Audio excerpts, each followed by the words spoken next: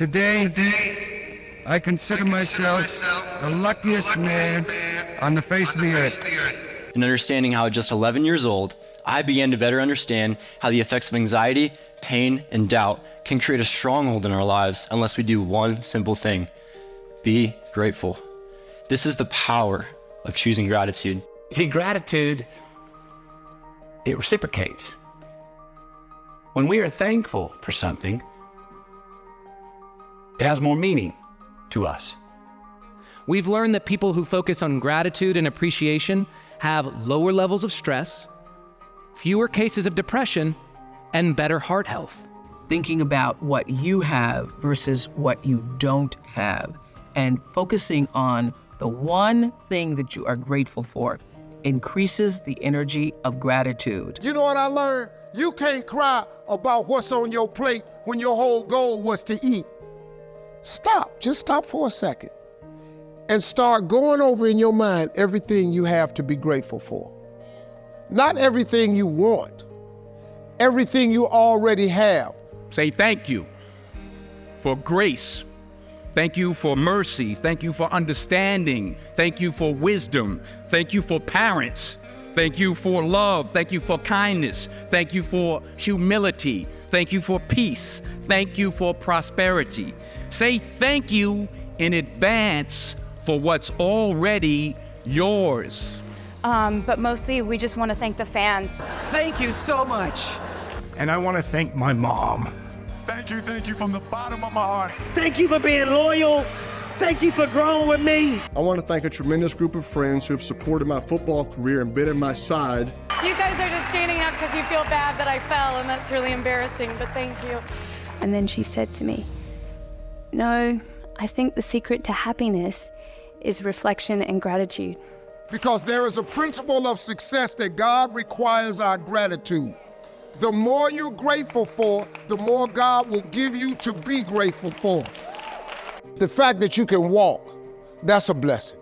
The fact that you woke up, that's another blessing. The fact that you can see, think, reason, that's another blessing. The fact that you can go somewhere and get yourself something to eat, that's another blessing. The fact that you can go and turn the key and call someplace home, that's another blessing. The fact that you have any measure of health, that's another blessing. And I'm just talking to you, I don't even know you.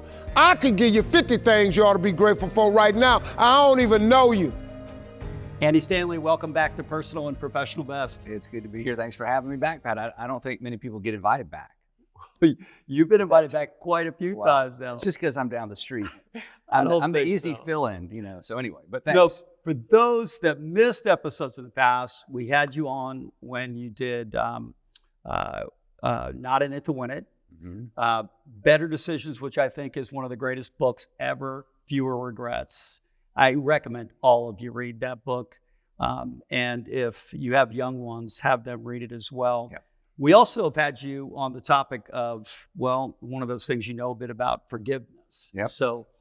But I want to start out today because today's program's about Thanksgiving and maybe extending Thanksgiving beyond Thursday, which everyone celebrates Thanksgiving on Thursday. But thank you for being here today. Thank you for being a voice and an influence in my life, because I've known you 20 plus years now, first at a distance as my pastor, and then over a long period of time, gotten to know you closer than that. And you've given wisdom into my life, and I just want to thank you for it. You've also had an unbelievable impact on my wife's journey and to finally her place of faith and being baptized at the church, and my children. I could go on and on and on about what I'm thankful for with Andy Stanley, but we got a program to do together, okay? So it's not enough about me. No, but thank you. Thank you. And I thought a lot about, before you came, all the things that I was thankful for in our relationship, and I know you'll get to that here in a few minutes. But it's interesting because, on Thanksgiving Day, a little bit like church on Sundays, but on Thanksgiving Day, people come together with family and with friends, and people kind of are at their best that day. Yep. They stop, all the noise goes away in life just for a minute, and they invest themselves in the things they are thankful for. In fact, a lot of people will go around and praying or otherwise, we'll talk about the things they're grateful for, just kind of as part of some families' traditions. And then the clock turns to midnight and Black Friday comes. We all retreat to our selfish selves, right? A little bit. Yeah. When you see the scenes of the shopping and the chaos, it's amazing. You watch us leave this one moment that's like a Hallmark card, you know, and move into this other moment that's like a riot. It's a riot. So I thought if there was a way, and if there was a way in a person, the way to help people live thankful more often, and if there's a person, I thought of you. So I want to start with this question I asked you a couple of years ago when I was going to interview John Maxwell, someone who you know really, really well, one of the top leadership voices in the country. You said, when I asked you, what question would you ask him? And you said, ask him what his definition of success in life is. And I did. And he said that the people that knew him best would love him and respect him most. Yep. And I remember resonating on it. There was nothing he was going to get out of that other than to have the respect and love from this group of people. And his whole thing is that the closer you get, the more you would recognize that in him, which I thought is a great definition of success. Yeah. Yeah, but it wasn't about a new car or a new house. No. He's got a new car, I think. Probably. And a new house, I know. That he drives too fast. It's his reputation. But I thought we would start there because I think it has meaning in terms of being thankful and living with gratitude every day. And we'll get to that in a second. But let me ask you the question. What's Andy Stanley's definition of success in life? Well, when I first heard John say that, I decided I would scratch mine and just adopt his, because it really is. I mean, I do have one, I'll tell you, but I do think that whole idea that the closer people get, the better you look. I mean, in terms of just that you're real and authentic. And so I think that's great. For me, it's just it's kind of a twist on that. My definition of success is that my children would see in me a life worth emulating.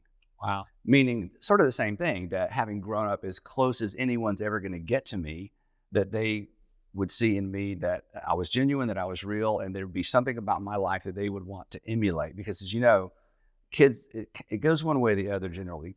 Kids are like, I don't want to be like my dad. I learned some lessons. He was a bad example. Don't want to be like my mom, or I want to be like my dad. It's rarely in the middle. I mean, for most people, reality is there's some good and some bad. But the visceral reaction to when you talk about somebody's parents, it's usually like they're kind of all in or they're sort of all out. So having grown up doing ministry and having seen how that can go, I think the greatest thing would be for my kids who know me the best would see a life worth emulating. So that's it. So it wasn't that you were going to become a pastor and build one of the largest churches in America. That was by accident.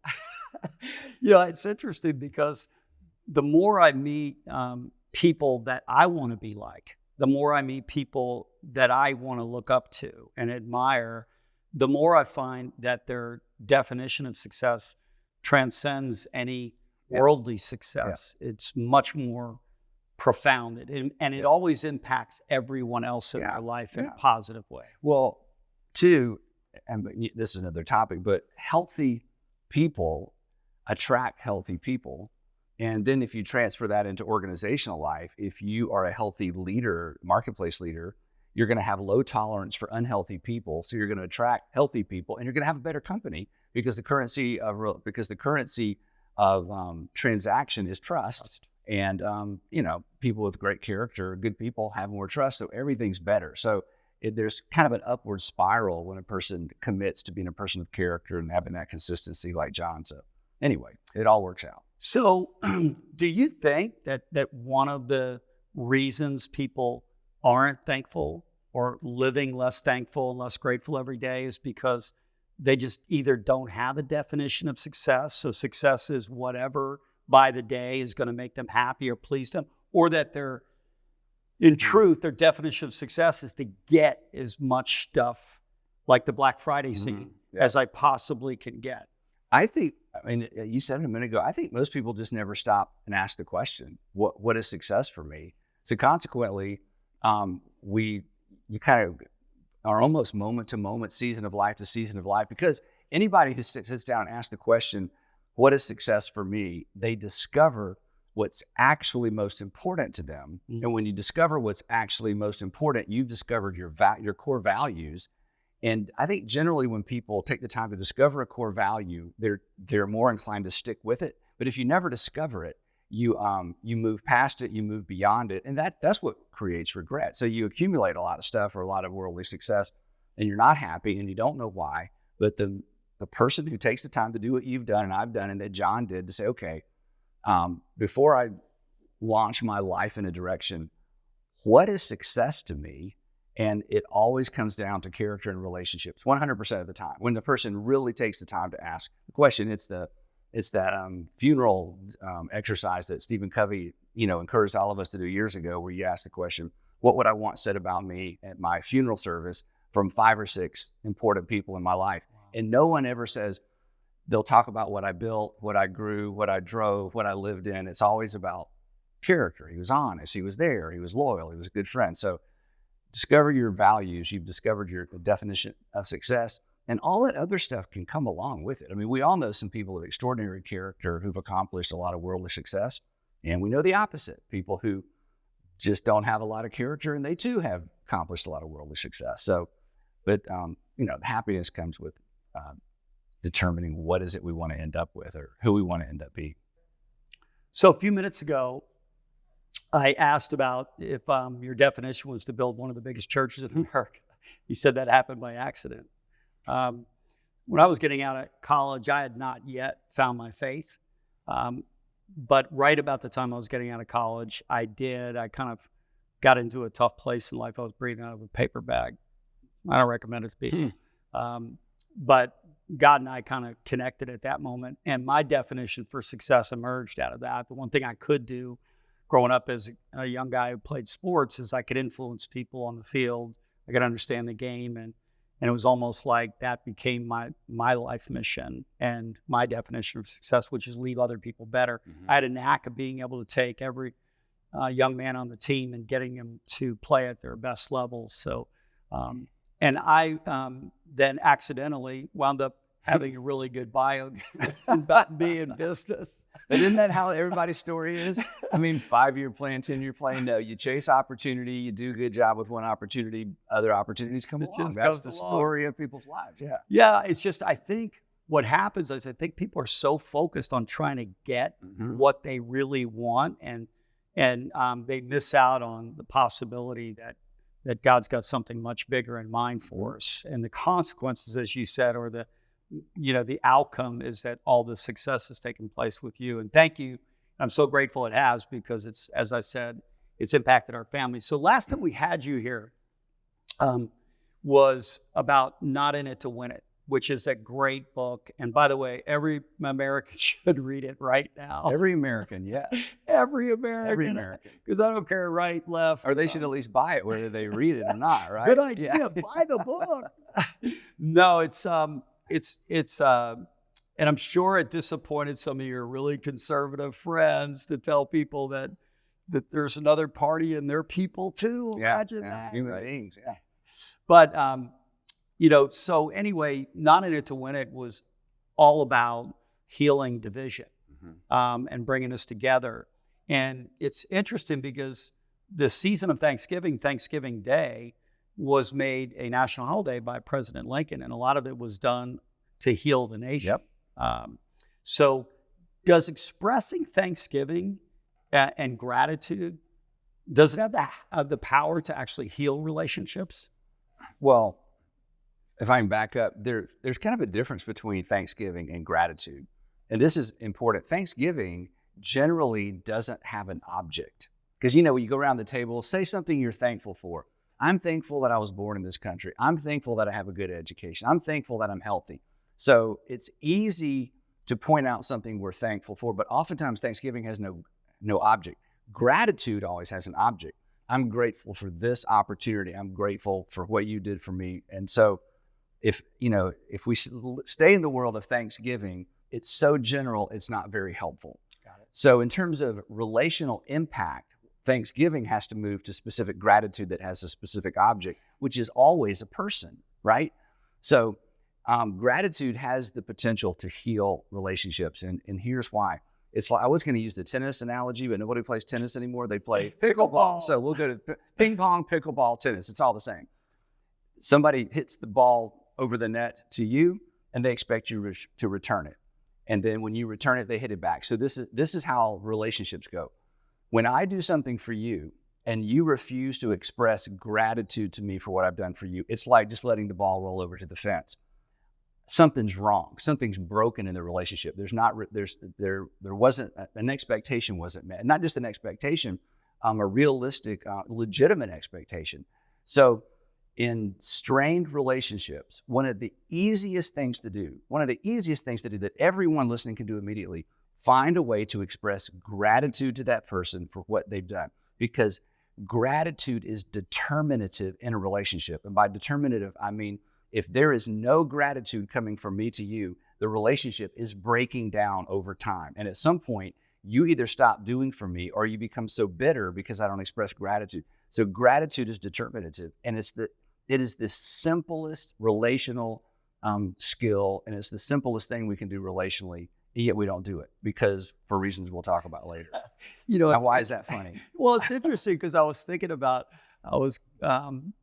before I started going to North Point in 97, I was going to a church, and I remember opening the door for a guy who's famous here in Atlanta because he used to play with one of the sports teams. And I didn't do it because it was him. Yeah. It was because he was with his pregnant wife. And I just held the door for him and his pregnant wife and their children to come through. And he walked right in and never said thank you. And you still remember that. This is 25 years ago. And whenever he comes to mind, or whenever anyone mentions him, what do you think about? That moment. I don't think good of him. Right. Well, that's what I mean. I mean, in sort of the macro and micro level, it's determinative. It has determined, fairly or not. I mean, he knows what was on his mind. He doesn't remember it. And that's something else we need to talk about. It's one person, and this is a good example. We can skip to that.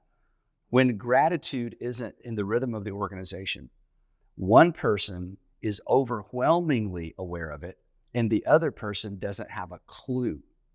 In other words, well, because it's a natural part. But again, I've hit the ball over to you. I've done my part, and you didn't do your part, and you don't care, and you don't know. You've walked off the court, right?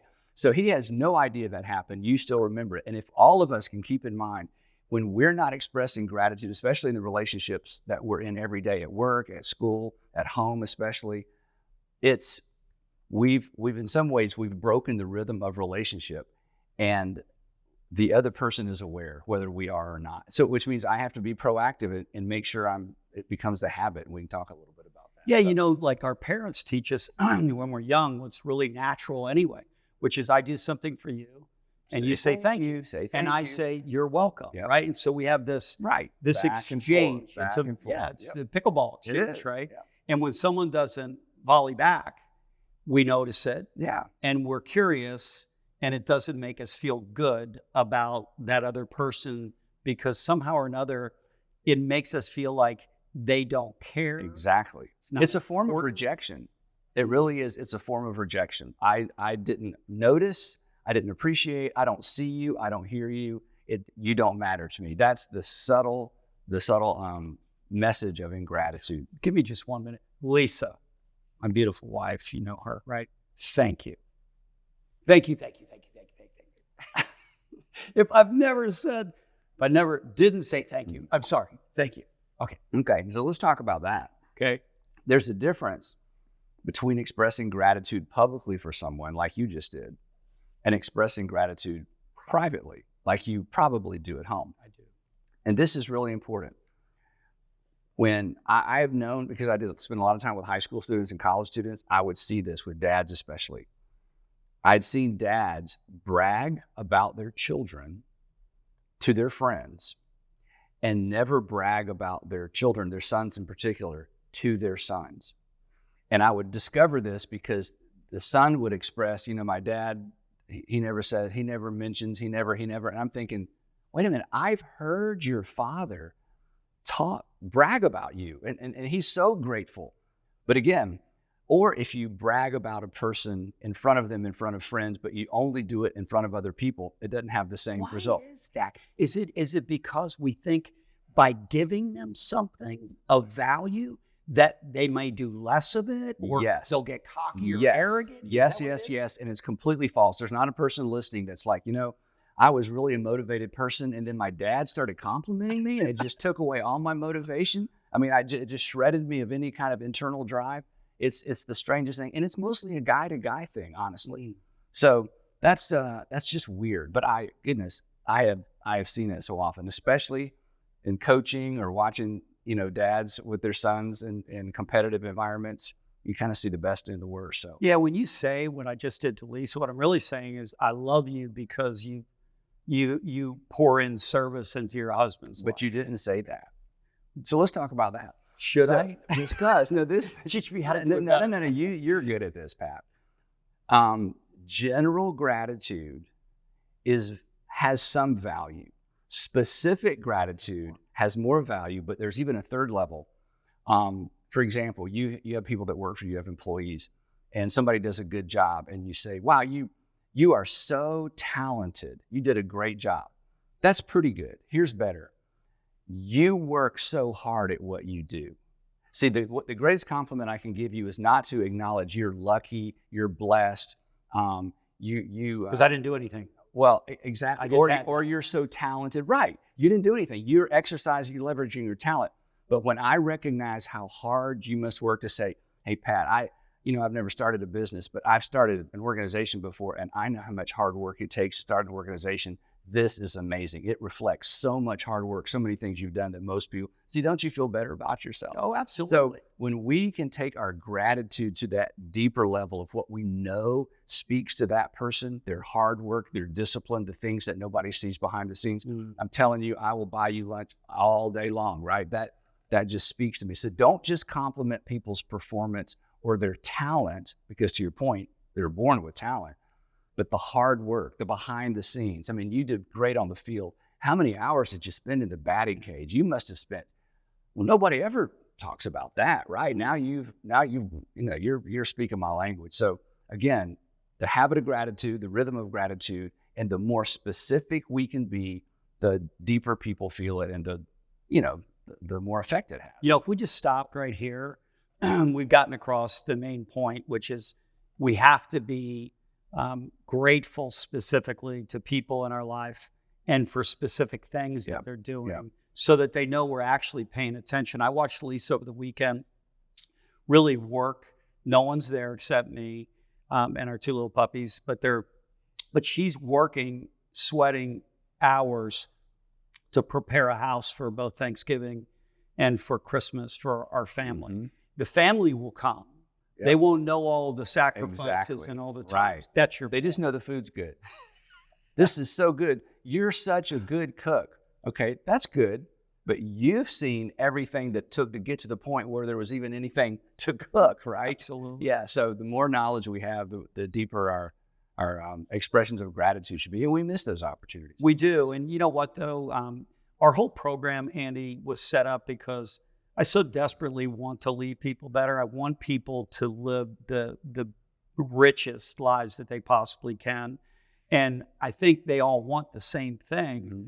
Mostly it's they don't know how to get the same thing. And sometimes it's the simplest things in life, which is, I think, one of the topics that we're talking about today, which is to be thankful, grateful, not one day a year, but really intentionally 365 days a year. So the Mayo Clinic, world renowned for its view on health, right? They're one of the top health voices in the world.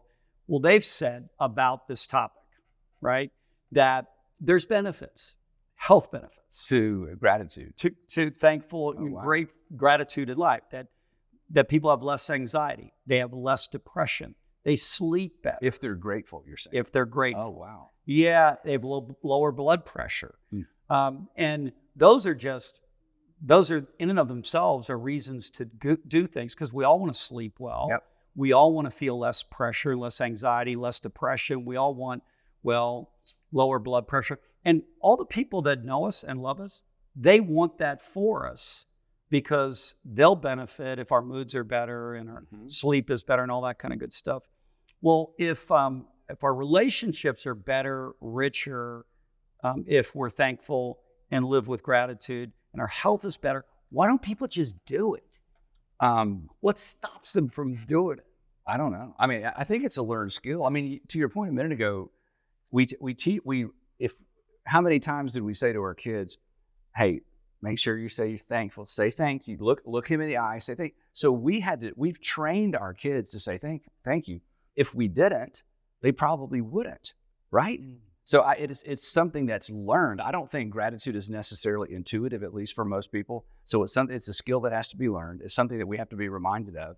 And as adults, hey, we're responsible to ourselves. We have to remind ourselves. But to the point of the Mayo Clinic, not only is it beneficial health-wise, it is 100% beneficial to the health of our relationships, because it's back and forth.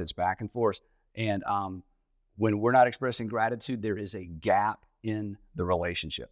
And this is kind of a sidebar, but everybody listening knows how strange it is and how awkward it is when you have to tell someone that, I don't feel like you're grateful. You didn't say thank you. You feel like a baby. It's like, hey, by the way, I don't feel like you're grateful. And then when they start saying, oh, no, I am, you feel like they're patting you on the head. You're going, no, I am grateful. I'm thankful for you, Pat, you little insecure guy that needs me to give you feedback. So it's just a horrible thought to think about. I need to go to this person and say, I don't feel like you appreciate me. I'm underappreciated. Nobody wants to do that. It just feels so childish. So we don't express the fact that we don't feel appreciated. The person continues not to appreciate us, and the gap gets wider and wider and wider. So that's on us. Yeah, no, I was thinking while you were saying what you were just saying, that, you create a selfless act that the volley back is thank you. Yeah. I recognize your selflessness, that you love me, you care for me, you did something for me. And when it doesn't get responded to, then you all of a sudden feel like you're selfish, that you're asking that's right. for please give me what I need. Exactly. I know it. And so we don't, or if we do, it's too late. It's too late. It really is. It's too late. Yeah. If I say, no, I'm grateful after you've reminded me that I haven't expressed it, it's too late. Again, it creates a gap in the relationship. And this brings us to another principle, that unexpressed gratitude feels like ingratitude. In other words, I may feel grateful in my heart, but you can't see my heart. But I feel so grateful, I feel like things are great. But if unexpressed gratitude has the same effect as ingratitude. So what we feel is irrelevant. It's what we've expressed that makes the difference. So last year you had a sermon, which in large part sponsors today, because I saw your sermon. I think you did the sermon. It was either last year or the year before. You did the sermon. There was no one there. Yeah, it was during COVID. Yeah. How is that, just as a public speaker, to have no one in the crowd? It's terrible. Did you have fake people in the crowd? I mean, did they put up posters of people? I tried every which thing. No, finally, for a whole year, I preached to an empty auditorium, did teleprompter preaching. Yeah. Glad that's over. Yeah, no, it's not a lot better. By the way, I'm grateful to you that you decided to continue to offer us wisdom, even though there wasn't an audience. Well, thank you, because it was a lot of hard work. Way more hard work than people realize. I bet it is. Well, most people think, I didn't know they were having church, but there were no crowd shots. So you had in that sermon, you were talking about gratitude and gratitude, and you offered a couple of points about it. Will you share those with us? Yeah. Well, one of them we've talked about, that ingratitude feels like rejection. And I don't feel like I'm rejecting you. But if I'm not grateful, it just feels like, it feels like I didn't see you. I didn't understand all that went into that. I just kind of took the cookies and went on, or just went on with whatever you offered me. And then this is the big one. And this is hard to see in the mirror, but I talked about unexpressed gratitude may indicate an inflated view of self. That unexpressed gratitude may just indicate an inflated view of self. The message of ingratitude is this: I could have done this without you, so I don't owe you anything. I mean, yeah, you did something for me, but that didn't impact me. I was going to make it either way. I was going to be successful either way. I was going to eat either way. I was going to be fine either way. So I don't really need you. Well, that's absolutely not true. Nobody survives on their own, and we all need each other. And there's a gazillion people we should be grateful to. So unexpressed gratitude, a person that has a hard time saying thank you, and beyond thank you, a specific thank you, they may have an inflated view of themselves. I didn't really need that anyway. Ever met anybody like that, Pat? Yes. That guy that I opened the door for. Yeah, well, again, so the other thing He I has an wrote. inflated view of himself, right? Like everybody opens the door for me, don't they? Well, You know who I am. The door's just open. Were there people there? So I wrote that arrogance and ingratitude are generally found under the same rock. That arrogance and ingratitude communicates arrogance. And you can't see arrogance in the mirror, or they would fix it. And you can't see ingratitude in the mirror, or you'd fix that too. But those two things oftentimes go together. So if we don't want to be perceived as arrogant, we need to be grateful. Amazing. So 3 points. The unexpressed gratitude communicates ingratitude. Ingratitude feels Like rejection. Like rejection, Yeah. right? God knows. I hope husbands and wives are listening and watching, because these are so simple. Yep. But they're the bridge builders to depth in relationship. I'll give you an illustration. When our kids were growing up, we have 2 boys and a girl, and our oldest 2 were boys, and they would habitually take a shower. Once they hit middle school, high school, we're actually taking a shower, and they put their wet towel either on the floor or on the bed and then go on about their thing. So this became a thing. So I told Sandra, I said, from now on, don't pick up the towel. I want you, and we only had to do this a couple times. I would walk in the room, there's a wet towel on the bed. I would say, Garrett, come up here a second. And he'd come upstairs. I would say, Garrett. And he would see the wet towel and he would go to pick it up. I say, no, I don't want you to pick it up. I want you to say, Dad, will you please pick up my wet towel and hang it up for me? And they hated this. And he would just go, he or Andrew both, I say, no, don't touch the towel. I want you to understand that when you don't hang up your wet towel, it's like asking someone else to do it for you. So I want you to ask me. And so I would make them, no, don't. Couple times, lesson learned, right? Because leaving a wet towel on the bed is ingratitude. It's like somebody else is going to take care of this. So again, this is something we have to teach people, teach our kids, and some adults apparently never learn that lesson. Well, the one thing, because by the way, that's a great parenting tip right there for somebody. It's a great parenting tip. Yeah. I wrote a book about parenting. Yeah, that's in there. Yeah. So unexpressed gratitude, and it indicates something about us too, which is that we may think too much of ourselves. Yeah. Or that we think we're independent operators, and it's interesting because we're in football season right now. You got it. Yes. Yeah. Sorry. Yeah.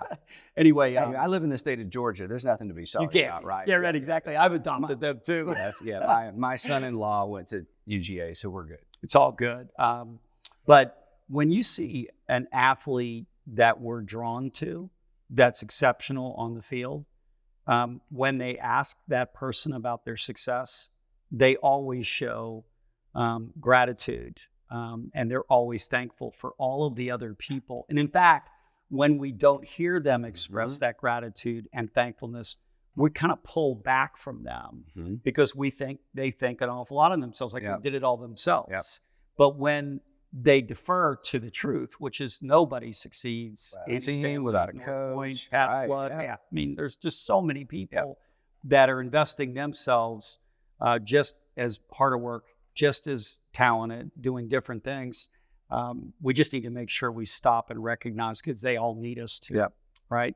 And along the same lines too, especially at home, I think it's easy not to express gratitude toward the things that we've grown to expect someone to do for us, because they do it over and over and over. And so it's those things that I think that we basically create some unnecessary distance with our husbands, with our wives, or even with our kids. So what is that thing, as we're kind of getting to the application part of this? What is the thing that your husband or wife does for you on a regular basis that's just kind of their role in the marriage? He does this, she does this. We all kind of have our rhythm that we're in. Those are the things I think we are least likely to express gratitude for, because they're so common. It's almost like the air we breathe. This is just the way that it happens. So again, identifying those things, simply because it's a habit for our spouse, and it's what they sort of the role they've fallen into. Hey, we should be grateful for those things too, not just the extraordinary, unusual things. And it's natural for us to fall into those patterns of behavior. Yeah, we're busy. That's their job. That's their role. Right. But everybody has that need to be recognized for what they're doing that benefits you in your life. And to the extent that you give them that subtle but really important fuel every single day. And even people at work. Yes. I mean, again, just because we pay somebody, God, we should. I mean, the person that says, "Oh, I don't need to express gratitude," they get a paycheck. They need to remember, no, this is still pickleball. Okay, the paycheck, and there, because in the mind of the person that you pay, they don't need to be grateful to you because they're working hard, and you're saying, "Well, I don't need to be grateful to them. They get a paycheck." Well, you've just messed up the relationship. If there's going to be healthy relationships at work, I need to express gratitude like they're volunteering, and they need to express gratitude realizing I didn't have to hire them. So that same give and take should happen regardless of what kind of monetary return there is. So Thanksgiving's over. How do you coach if you were going to change the way people think every single day so that they would live their lives more thankful, more grateful, specifically as we've talked about today? How do you, if it was people that you really cared about, these folks that I really care about, what would you tell them? I would say here's an easy gratitude habit to begin. Decide every week, just once a week, I'm going to write someone a thank you note. Once a week. Because gratitude is a habit, and it's those specific things. And there are people in your organization or one of your children or your spouse that has never received a handwritten thank you note from you. And when they get it, they're going to keep it. It has the potential, again, to heal a relationship or to facilitate a relationship. And nobody in your life, Pat, nobody in my life, right at this moment is expecting a handwritten thank you note from us. No. There's not a single person that's going to the mailbox like, when am I going to get a hand? Nobody's expecting it. So and when you get a handwritten note, when people see that, they realize that took time, that took intentionality, and especially if you mail it, which nobody does that anymore. But I'm telling you, when I receive those little short notes from people every once in a while, just thanking me for something I do all the time, I mean, you keep those things. Frank Blake, who was CEO of Home Depot for about 7 years, wrote hundreds, he told me, hundreds of thank you notes to people on the floor at Home Depots all over the country. And it was probably the biggest day of the year for them. Whenever he would go to those stores and walk those stores, the people there would show him those notes that he had sent them. So again, here's an easy thing all of us can do to express gratitude. A handwritten note, or even if you have to type it, but put your signature on it at work, at home, whatever it might be, one of your kids' lunch boxes. When it comes to our children, we tend to reward them for their grades, but grades oftentimes are talent-driven, ability-driven. It's the hard work. Hey, thank you so much I am so proud of you for how hard you worked on this test, regardless of what you made. You put in the hard work. Those simple little things make such a huge difference. One thing I experience, I hear people say things like, this always happens to me. Why did this happen to me? And most of the time, if I lean in, I find out that they're losing something. They lost something, or they didn't get something that they really wanted to get.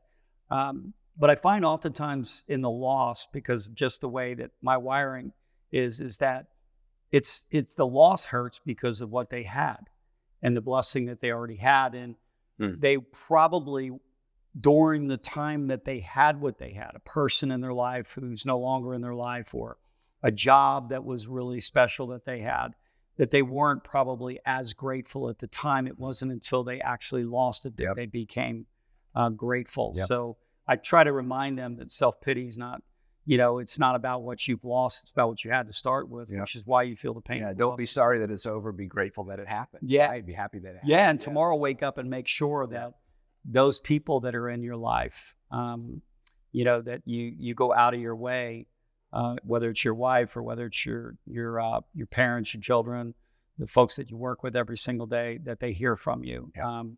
Frank Blake, great leadership lesson. So what's on your list? So like when, because you have everything. I do. You do. Living the American dream, right here in Milton, Georgia. You know it. You know, I want to tell folks that are here today, when I was thinking about moving to Milton, I'll never forget, I called you, go, hey, you know, there's a house, I think, right next door that's for sale, you know? And I said, well, where do you live in Milton? And you said, well, if you go down to the end of my street, I run into a graveyard every day. Well, yeah, my street dead ends. There's a graveyard across the street. Yeah, then I go left or right, yeah. So I drove by there when I was going to look at a house out in Milton before we ultimately, and I drive by every day. I'll never forget what you said. What did you say? You said? I said, every morning I pull up to the stop sign and I'm looking at where life ends. I'm looking at it, and it's an old cemetery. There's somebody from the Civil War era buried in that old graveyard. Really, it's not even a cemetery, it's a graveyard. So every day I'm reminded, okay, Andy, that's where it ends, and I go left and head to work. So it's great. It's not a great that reminder. You ultimately rest in that particular No, you graveyard. can't unless you remember that church.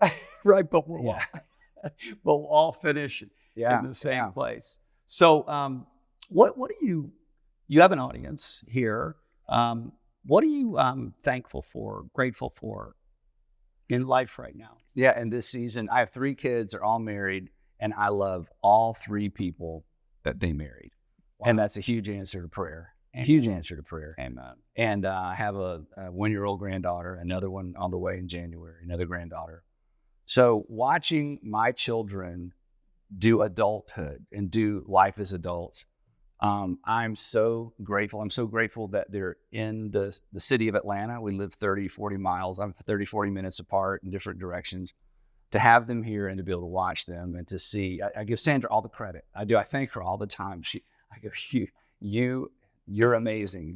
She goes, no, it's you. I'm like, well, I'm sure it's both of us, but I'm very grateful for my adult kids and who they chose to marry and that they found their person to do life with. So I'm just extremely grateful. Wow. You know, I feel the same way. I've TJ's my oldest and Kenzie, and they both work here.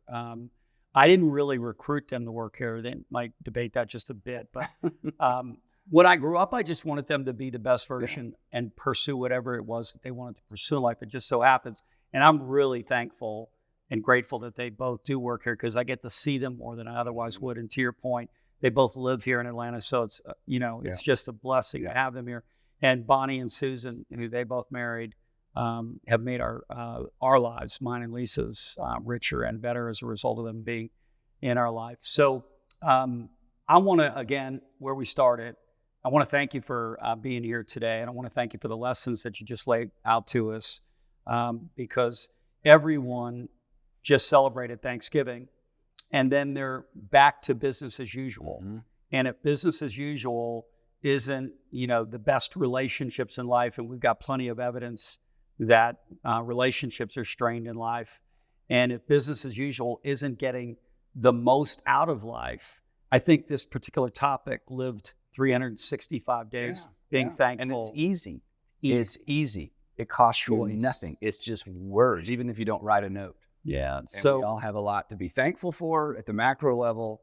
We have a lot to be grateful for at the relationship level. And if we'll discipline ourselves to be grateful and to make ourselves say it, our relationships get better. We've hit the ball back over. It's like any other habit in life. Yeah. Just decide it matters and go to work and get it done. Yeah. But I also want to finally thank you on behalf of thousands and thousands and thousands of people.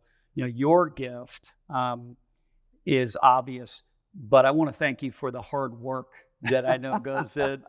Well, thank you for recognizing that. Yeah, no. It's true. It's true, right? People think you just get up and wing it on Sundays. And what I know is true is because just scheduling with you, what I know is true is that you're gifted naturally, but you work so hard to make sure that the messages are received in the very best way they possibly can. So I want to thank you on behalf of thousands because there's tons and tons of people who are living better lives today because of the work that you do every day. Well, thank you. All right. Thanks for being on Personal Absolutely. Special Guest. Let's do it again. Yep. Thank you, Andy Stanley, for joining us on our Personal and Professional Best program. Your insights, as always, have been incredibly valuable. Here are my key takeaways from today's program. Number 1, create a definition of success for your life. Andy emphasizes that defining success is perhaps the most critical questions we could ever ask ourselves. Our answer shapes how we live. While many focus on what they can get from life, Andy advises that living our best life revolves around what we can give. This perspective shifts our journey from striving for less to achieving our best. Number 2, cultivate gratitude. Andy suggests making a daily habit of listing what we are thankful and grateful for. This practice not only acknowledges our ongoing blessings, but also allows us to see our lives as continuously enriched. By reviewing and adding to this list daily, we keep ourselves rooted in a mindset of appreciation and growth. Number 3, express gratitude intentionally. The act of telling others we are thankful for their presence and impact in our lives is a powerful one. Andy encourages us to be specific in acknowledging how others contribute to making our lives better. By choosing best, we can imbue every day with the same gratitude and joy, making each day as fulfilling as Thanksgiving, just without the turkey. Best is waiting. Meet you there.